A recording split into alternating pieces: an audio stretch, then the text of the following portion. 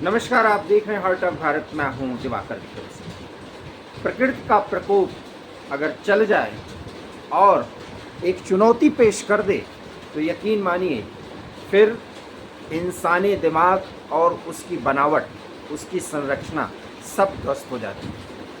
हमने ये सब कुछ केदारनाथ में भी देखा था जब वो हादसा हुआ था, और ये सारी घटनाएं अब हम नेपाल में देख रहे हैं।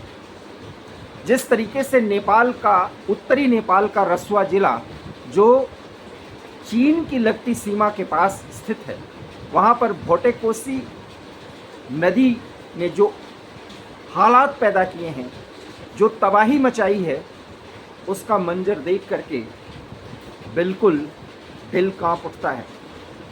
स्थिति ये है कि भारत के बिहार में भी ये स्थिति खतरनाक हो सकती है, क्योंकि वो पानी, वो बाढ़ जो बिना बरसात के ग्लेशियर के पिघलने के कारण चीन के कारस्तानियों के चलते नेपाल को देखना पड़ रहा है, उसका प्रभाव बिहार के 6 जिलों तक पड़ सकता है।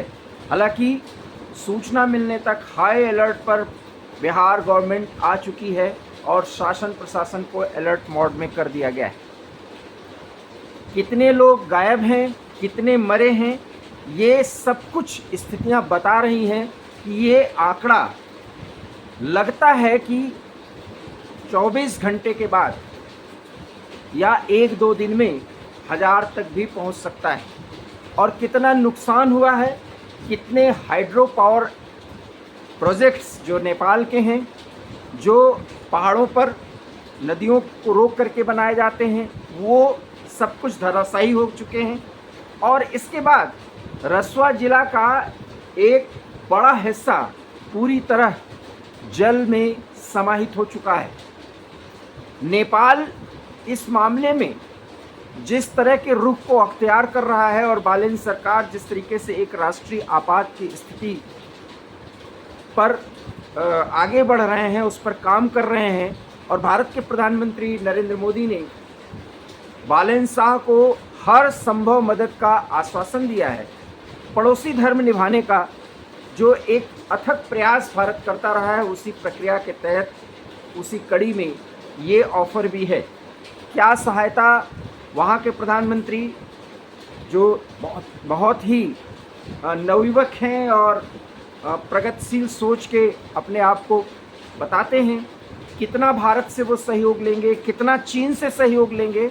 हालांकि चीन को लेकर के नेपाल में इस घटना के बाद बहुत नाराज़गी है, क्योंकि चीन के चलते ये सब कुछ हुआ है। कहा तो ये जा रहा है कि चीन को इस आपदा के बारे में पहले कुछ जानकारियां थीं, लेकिन चीन ने उसे नेपाल के साथ साझा नहीं किया था, और इस कारण रसुआ जिला में जो तबाही हुई है और उसके इर्द गिर्द जो तबाही देखी जा रही है, वो भारी जानमाल के नुकसान की ओर संकेत कर चुकी है। इसका प्रभाव भारत पर भी पड़ सकता है। अलर्ट पर भारत के भी और विशेष करके बिहार की सरकार भी है।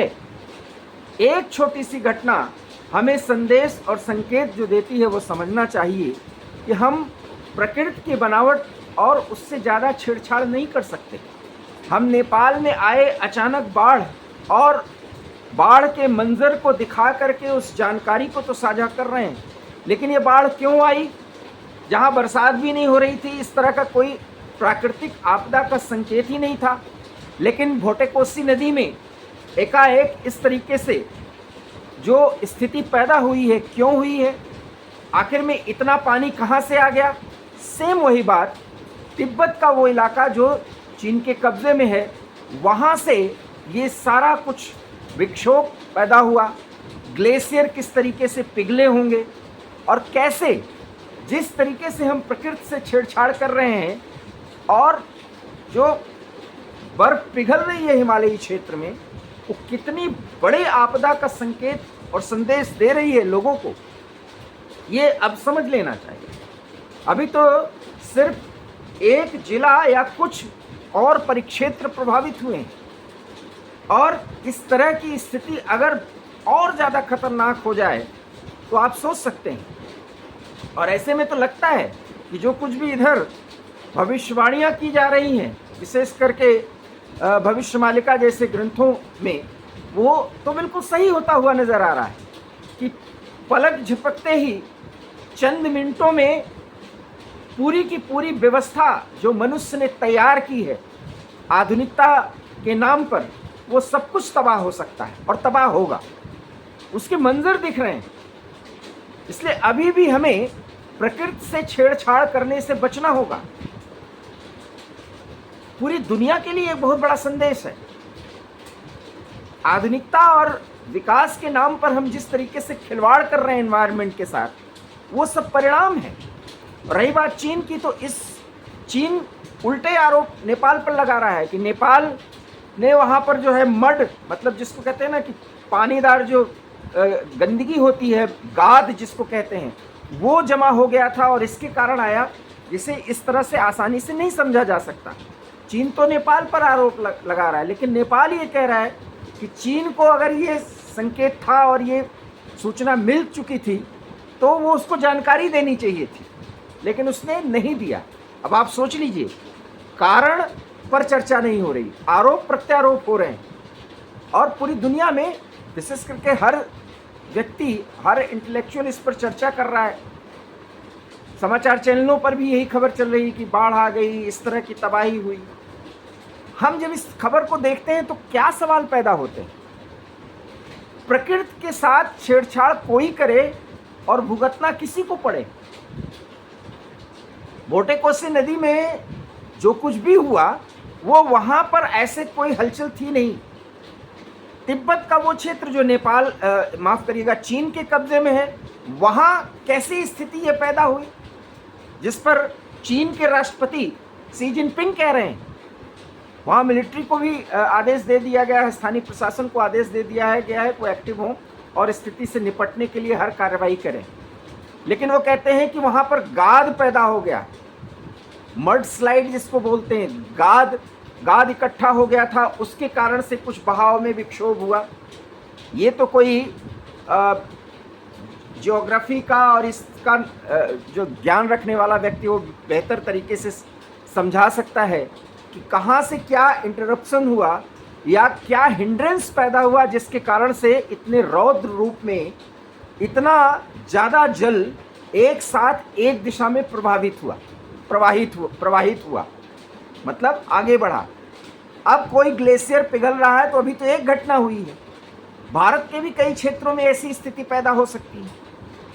तो इसलिए हम जो इन्वायरमेंट फ्रेंडली होने की बात करते हैं, अगर नहीं होंगे तो उसका क्या असर होगा, ये देख करके कम से कम हमें बहुत सचेत होना चाहिए।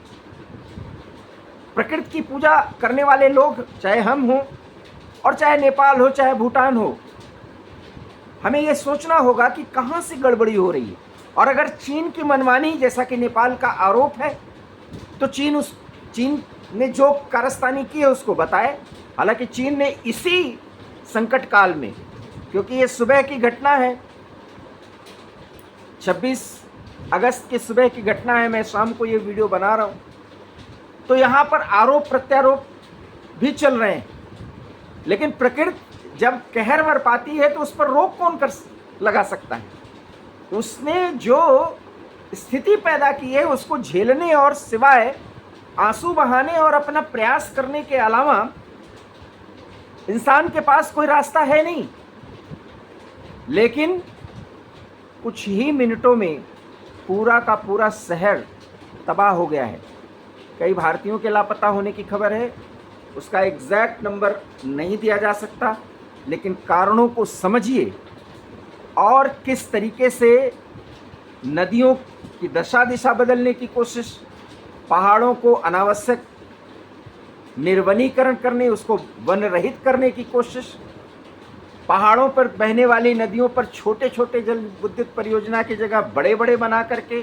अब आप सोचिए, यही बांध जो चीन ब्रह्मपुत्र पर बना रहा है, अगर वो उसके साथ कोई घटना हो जाए तो आप सोचिए भारत को कितनी बड़ी तबाही झेलनी पड़ सकती है। और भारत इसकी काट करने के लिए, चीन को काउंटर करने के लिए प्रयास कर भी रहा है। उस पर एक अलग से वीडियो बनाया जा सकता है, क्योंकि ये विषयांतर हो जाएगा। इस समय जो कुछ भी भोटेकोशी नदी के जरिए नेपाल के इस सीमावर्ती क्षेत्र में हुआ है और जिसका प्रभाव भारत तक पड़ रहा है, उसके वास्तविक स्थिति को और इस तबाही के निहितार्थ को समझने की ज़रूरत है, और उसको लेकर के इस पूरे परिक्षेत्र में सबको शामिल करके एक विशेष प्रयास करने की ज़रूरत है। वैसे तो पूरी दुनिया में एनवायरनमेंट फ्रेंडली होने के साथ साथ कैसे मजाक किया जा रहा है और ग्लेशियर क्यों पिघल रहे हैं, बड़े बड़े हिमखंड क्यों पिघल रहे हैं और उनके पिघलने से कैसे तबाही और बर्बादी आएगी, समय समय पर इसका दिग्दर्शन हो जाता है। लेकिन हम घटना के समय चर्चा करते हैं, कुछ समय बाद उसको भूल जाते हैं। नेपाल प्रभावित हुआ, कल भारत भी हो सकता है। चीन तो तबाही झेलता भी रहा है। टेक्नोलॉजी के जरिए बहुत कुछ नहीं जीता जा सकता। प्रकृति के साथ एक स्तर से ज़्यादा छेड़छाड़ आने वाले समय में एक बड़े तबाही का संकेत और संदेश दे रहा है, जिसको समझना चाहिए। इस घटना से यही सबक लिया जा सकता है। बहरहाल तबाही की वीडियोस और उसका मंजर देखने और उसका एहसास करने भर से दिल कांप उठता है। वीडियो लाइक कीजिए, शेयर कीजिए और प्लीज़ अपने इर्द गिर्द प्रकृति को संजोने का प्रयास करिए। शायद यही इस घटना के बाद हमें सीख लेना चाहिए। लेकिन ये इंसानी फितरत है, हम किसी चीज़ को यूं ही नज़रअंदाज कर देते हैं, क्योंकि जब तक अपने पर नहीं पड़ती तब तक हम सजग नहीं होते। वीडियो अच्छा लगा हो तो लाइक कर दीजिएगा, शेयर कर दीजिएगा। नहीं अच्छा हो, नहीं कर सकिएगा तो प्लीज़ एनवायरनमेंट फ्रेंडली बनिए। बहुत बहुत धन्यवाद। नमस्कार।